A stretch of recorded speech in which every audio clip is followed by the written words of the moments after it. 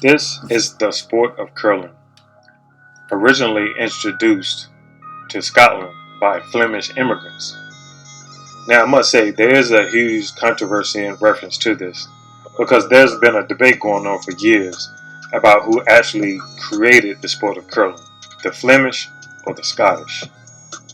Nevertheless, the sport of curling has been around for years. It dates back to the 16th century, actually. There are several pieces of evidence to show the luxurious history. Just a few pieces I want to speak about. There was a painting by Peter Bruegel, a Flemish artist. He painted this picture, actually, 1565. It's named Hunters in the Snow. Actually, if you look at the painting, you see the hunters coming down the hill. But at the bottom of the hill, you see people on a frozen pond. These people look like they're playing curling. So, who invented it? The Flemish or the Scottish? It's up for debate. There's another instance at Paisley Abbey.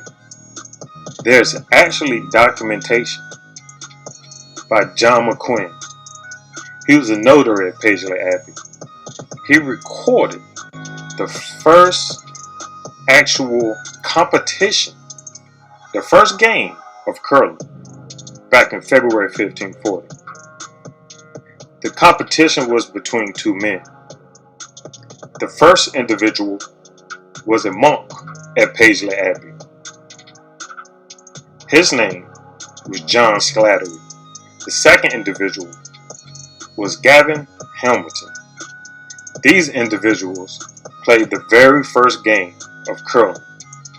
Recorded game, I'd say. But you had to remember, curling was played by men and women.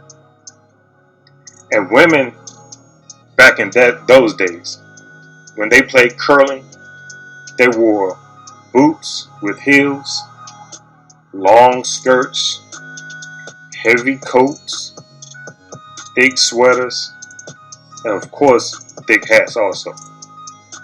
But times have changed. But yet, not yet, men played too.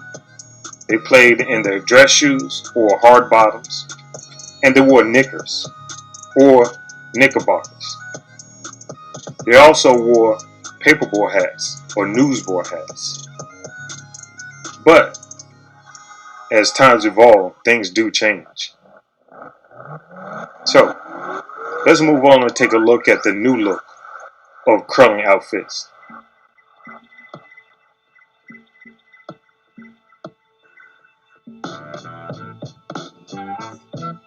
Now, you don't have those thick jackets with the lining that are so hot that you can barely move, or the uncomfortable clothing of the thick wool suits and jackets and pants.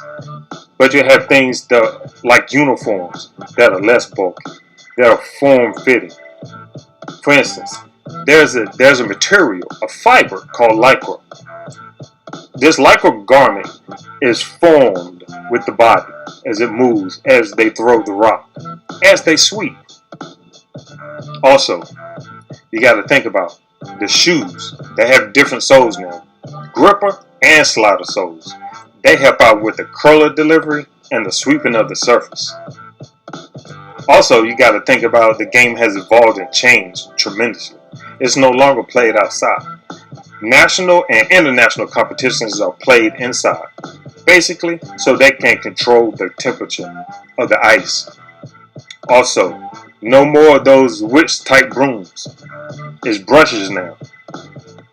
Also, when I was researching the game of curling, I found out you can't touch the bumpers. But one of the main strategies of the game is to knock your opponent's rock out of position. Myself, I think you should be able to use the bumpers kind of like in pool to knock your opponent out of position. But hey, that's curling for you. So, this has been a brief overview of curling. Hope you enjoyed it. Thank you.